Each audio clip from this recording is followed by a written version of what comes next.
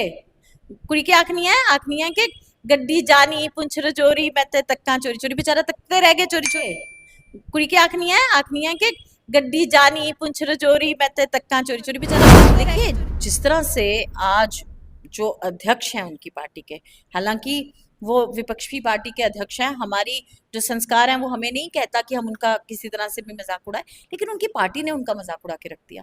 जिस तरह से उन्हीं के एमपी जो आज भी प्रत्याशी हैं उनके, वो उन्होंने जब यहाँ डेली वेजर्स को कहा कि हम आपको पक्का करेंगे, तो उन्होंने एक बयान दिया कि किसने अधिकार दिया रविंद्र रैना जी को ऐसा कहने का, हमारी कोई भी ऐसी हमारी पॉलिसी नहीं है जिससे हम एनआरएचएम की वर्कर्स को पक्का करें, डेली वेजर्स को पक्का करें। प्रधानमंत्री की ये भाषा, कभी वो भैंस म से मीट म से मछली, कभी वो मंगलसूत्र पे आ जाते हैं। तो आज जो शैली बिगड़ी है उसमें उनका कसूर नहीं है। एक तो उनकी उम्र का पड़ाव ऐसा है, दूसरा जो बिगड़े बोल हैं वो जो सत्ता की कुर्सी डगमग डगमग हो रही है ना, उसकी आहट उन्हें सुनाई देने लगी है। जो रुझान, जो आंकड़े आने लगे हैं, पहले फेज, दूसरे फेज और तीसरे फेज, अभी तो 7 फेज के चुनाव हैं। और देखिए 7 फेज के चुनाव की जरूरत क्या थी? इलेक्शन कमीशन में 7 फेज के चुनाव इसलिए करवाए कि प्रधानमंत्री हर जगह जाके रैली कर सकें, अपनी जो उनको सुविधाएं मिली हैं उसका प्रयोग कर सकें। लेकिन आज उसी 7 फेज के चुनाव ने इनको गिरा दिया। देखिए इंसान कुछ भी चाहे, होता वही है जो प्रभु चाहते हैं। आज प्रभु ने आज जिस तरह से 10 वर्षों के अंदर निरंतर प्रधानमंत्री की भाषा में गिरावट आई है, जिस तरह से प्रधानमंत्री की कुर्सी को तार तार किया गया है, नीलाम किया गया है, भगवान भी कहीं ना कहीं, देखिए मैं मानती हूँ कि जब प्रभु आपको कोई सिंहासन देता है, कहीं बिठाता है आपको, तो उसके साथ आपको बहुत जिम्मेदारियां देता है। नमस्कार, आप देख रहे हैं जेके लाइन न्यूज और मैं हूं विकास शर्मा। चुनाव चल रहे हैं। चुनावों में चलते चलते कहीं ना कहीं विपक्ष जो है अब दिख रहा है कि कहीं ना कहीं भाजपा पे हावी हो रहा है, क्योंकि हमारे जो देश के प्रधानमंत्री हैं वो उस भाषा का प्रयोग कर रहे हैं जो कहीं ना कहीं सही नहीं है। अब ये कहा जा रहा है कि महिलाओं के मंगलसूत्र जो है वो अगर कांग्रेस की सरकार आएगी तो वो छीन लेंगे। आपके पास अगर भैंसें हैं तो कांग्रेस की सरकार आई तो वो छीन लेंगे। तो मैंने सोचा क्यों ना कांग्रेस के ऑफिस जाया जाए, तो वहाँ देखा जाए, पता किया जाए कि जो भैंसों को रखने के लिए तवेला जो है उन्होंने बना लिया कि नहीं बनाना है। इसी पर चर्चा करेंगे। मेरे साथ चर्चा करने के लिए कांग्रेस के वरिष्ठ नेता और प्रवक्ता और महामंत्री नम्रता शर्मा मेरे साथ हैं। इन्हीं से बातचीत करेंगे। मैम, सबसे पहले आपका बहुत बहुत धन्यवाद समय देने के लिए। अभिनंदन। हाँ मैम, जिस तरह की भाषा चल रही है, कि मैं मुझे तो यही लगा कि तैयारी चल रही होगी भैंसों के तवेले की। देखिए कितना दुर्भाग्यपूर्ण है कि आपको भी ऐसा आज बात करनी पड़ रही है। देश के प्रधानमंत्री, एक महान देश भारत, जिसके प्रधानमंत्री नेहरू जी जैसे रहे हो, इंदिरा जी जिन्होंने शहादत दे दी देश के लिए, जहां राजीव गांधी जैसे प्रधानमंत्री रहे हो, वहां के प्रधानमंत्री की ये भाषा, कभी वो भैंस म से मीट म से मछली, कभी वो मंगलसूत्र पे आ जाते हैं। तो आज जो शैली बिगड़ी है उसमें उनका कसूर नहीं है। एक तो उनकी उम्र का पड़ाव ऐसा है, दूसरा जो बिगड़े बोल हैं वो जो सत्ता की कुर्सी डगमग डगमग हो रही है ना, उसकी आहट उन्हें सुनाई देने लगी है। जो रुझान, जो आंकड़े आने लगे हैं, पहले फेज, दूसरे फेज और तीसरे फेज, अभी तो 7 फेज के चुनाव हैं। और देखिए 7 फेज के चुनाव की जरूरत क्या थी? इलेक्शन कमीशन में 7 फेज के चुनाव इसलिए करवाए कि प्रधानमंत्री हर जगह जाके रैली कर सकें, अपनी जो उनको सुविधाएं मिली हैं उसका प्रयोग कर सकें। लेकिन आज उसी 7 फेज के चुनाव ने इनको गिरा दिया। देखिए इंसान कुछ भी चाहे, होता वही है जो प्रभु चाहते हैं। आज प्रभु ने आज जिस तरह से 10 वर्षों के अंदर निरंतर प्रधानमंत्री की भाषा में गिरावट आई है, जिस तरह से प्रधानमंत्री की कुर्सी को तार तार किया गया है, नीलाम किया गया है, भगवान भी कहीं ना कहीं, देखिए मैं मानती हूँ कि जब प्रभु आपको कोई सिंहासन देता है, कहीं बिठाता है आपको, तो उसके साथ आपको बहुत जिम्मेदारियां देता है। आपसे एक कल्पना की जाती है कि आप उसको बहुत, अपनी जिम्मेदारी का निर्वाह बहुत अच्छे से करेंगे। एक प्रधानमंत्री जो देश का राजा होता है, उसका ये कोशिश होनी चाहिए कि वो हर समुदाय की रक्षा करे और उसकी जान माल की रक्षा, उसके खाने का प्रबंध किया जाए, उसकी नौकरियों का प्रबंध किया जाए। आज प्रधानमंत्री किसी समुदाय के लिए किस शब्द का प्रयोग करते हैं, कैसे लोगों को डराने का काम करते हैं? क्या वो उस समुदाय के प्रधानमंत्री नहीं है? फिर वो कहते हैं कैसी शैली का इस्तेमाल करते हैं।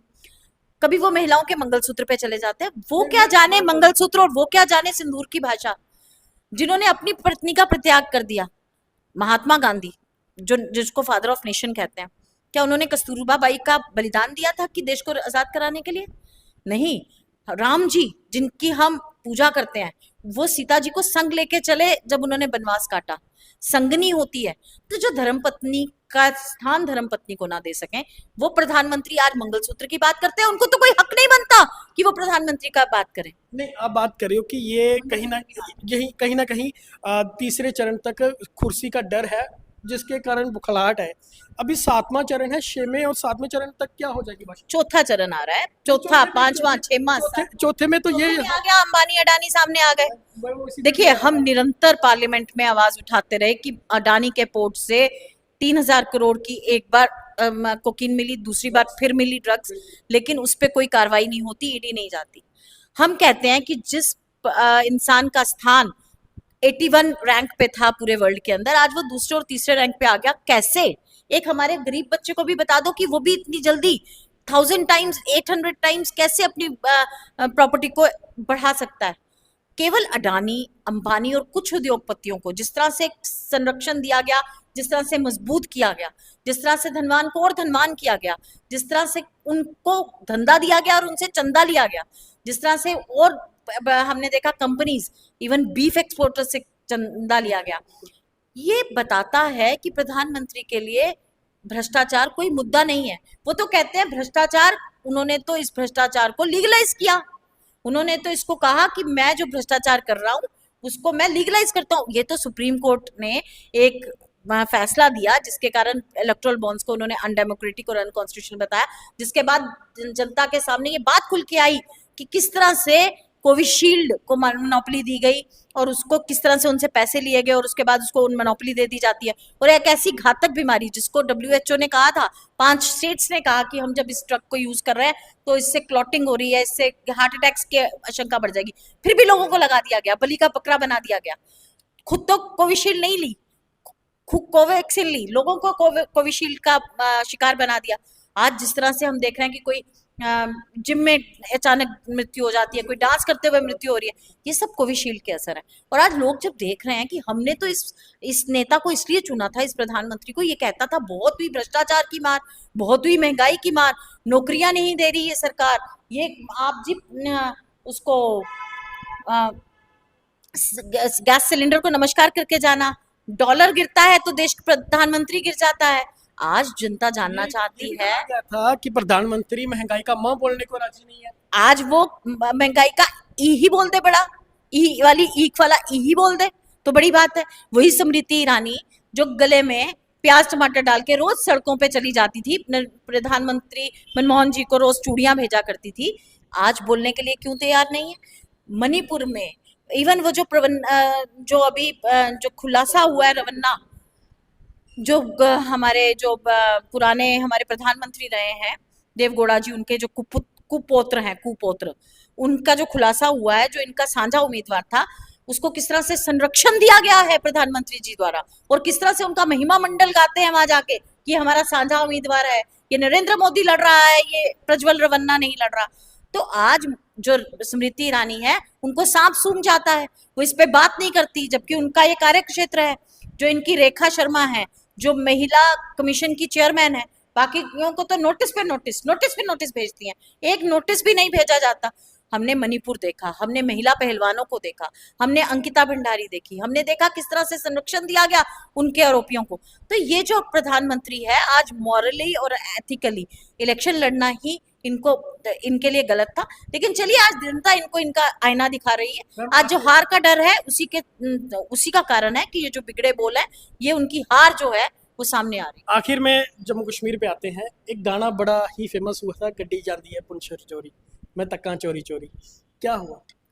वो बेचारे तकते ही रह गए। हालांकि वो जो गाना था वो एक बेटी गाती है पिता के लिए, जब वो विदा हो रही है तो वो गाती है, सब कुछ उन्होंने पूरा इसका खुलासा किया अपने गुजर भाइयों के साथ के कुड़ी की आखनी है कि गड्डी जानी पुंछर चोरी, मैं ते तक्का चोरी चोरी, बेचारा तकते रह गए चोरी चोरी। देखिए जिस तरह से आज जो अध्यक्ष हैं उनकी पार्टी के, हालांकि वो विपक्षी पार्टी के अध्यक्ष हैं, हमारी जो संस्कार हैं वो हमें नहीं कहता कि हम उनका किसी तरह से भी मजाक उड़ाए, लेकिन उनकी पार्टी ने उनका मजाक उड़ा के रख दिया।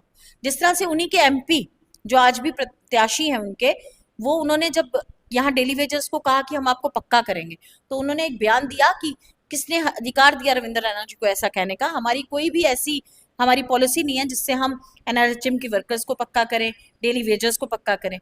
देखिए, जो संवेदना होनी चाहिए थी जम्मू कश्मीर की जनता के साथ, जिस तरह से उसका मजाक उड़ाया गया, जिस तरह से संवेदनहीनता दिखाई भारतीय जनता पार्टी ने, आज जम्मू की जनता ने भी उन्हें आईना दिखाया है, पूरी देश की जनता उन्हें आईना दिखा रही है। एक चीज़ और हुई है कि उन्होंने कमेटियां बनाई हैं, वो अध्यक्ष नियुक्त किए हैं कि कौन जाके वहाँ प्रचार करेगा, कहाँ कौन कौन देखेगा।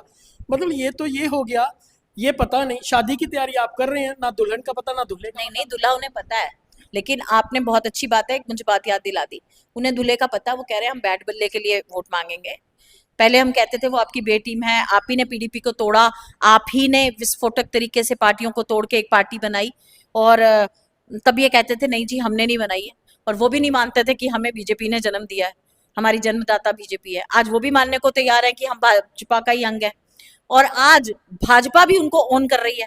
लेकिन मैं आज भाजपा से पूछना चाहती हूँ, एक ऐसा व्यक्ति जिसने पिछले दिनों ज्वाइन करी है वो अपनी पार्टी, उसने हमारी हिंदू संवेदनाओं के साथ, हमारी धार्मिक आस्था के साथ बहुत भद्दा मजाक किया था, जिसपे एफआईआर भी हुई और बेल हुई उसके बाद में उसकी।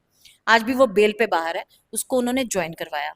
अब जिस पार्टी में ऐसा इंसान है, जिस पार्टी को ज्वाइन किया और उसकी बड़ी महिमा मंडल गा के सुना रहे थे कि इसके आने से हमारी पार्टी को बहुत बल मिलेगा, अब उस पार्टी के प्रत्याशी के लिए भाजपा वोट मांगेगी, तो क्या ये हिंदू आस्था के साथ खिलवाड़ नहीं? क्या ये दोहरा चरित्र नहीं है भाजपा का? क्या ये दोहरा चेहरा नहीं है भाजपा का? आज लोग जानने लगे हैं कि भाजपा बिल्कुल झूठ बोलती है। उसको मैं पिछले दिनों उमर अब्दुल्ला जी का बयान सुन रही थी, वो कह रहे थे माइनॉरिटीज के साथ कुछ खास प्यार नहीं है भारतीय जनता पार्टी को।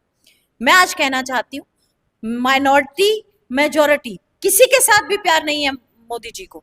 उनको प्यार है तो कुछ हाउसेस के साथ है, जो हमने 22 हाउसेस का नाम लिया, सिर्फ वो प्यार करते हैं तो कुछ उद्योगपतियों को करते हैं। वो सूट बूट की सरकार है, और सिर्फ उन्हीं सूट बूट, क्योंकि वही उनका 1.5 करोड़ का सूट, 1 करोड़ 80 लाख का विमान, 1.5 करोड़ का चश्मा, 1.5 लाख की कलम जो पहनेगा, वो आम नहीं है। वो शाहजहां जो है, वो आज जब लोगों से वोट मांगता है तो उसकी वेशभूषा से पता चलता है कि हमारे राहुल गांधी जी को शहजादा कहने वाले कि शहंशाह कौन है।